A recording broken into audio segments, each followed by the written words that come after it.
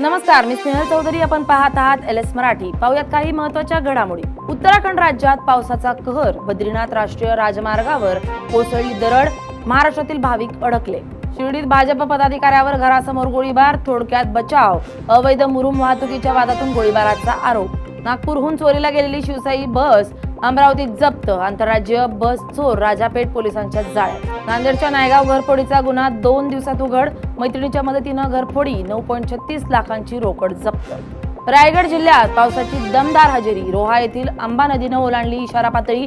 माणगावमधील काळ नदीनं केलं रौद्ररूप धारण. नदीकाठच्या नागरिकांना सतर्कतेचा इशारा. टीटी पेपर फुटीचा नांदेडमध्ये तीव्र निषेध. DYFI संघटनेचे जिल्हाधिकारी कार्यालयासमोर जोरदार घोषणाबाजी. रायगडच्या महाडमध्ये 32 जवानांचे NDRF पथक दाखल. मागील वर्षातील आपत्तीचं स्वरूप पाहता पथक हे महाडमध्ये ठेवण्याचा निर्णय. नांदेडमधील उमरी तालुक्यात पेरणी करताना विजेचा धक्का. शेतमजुरासह बैलाचा मृत्यू. जळगावमध्ये 4 वर्षांच्या चिमुकलीवर अत्याचार. आरोपीला 20 वर्ष सक्तमजुरीची शिक्षा. या होत्या काही महत्त्वाच्या घडामोडी. पाहत राहा LS मराठी, सत्याची नवी दिशा.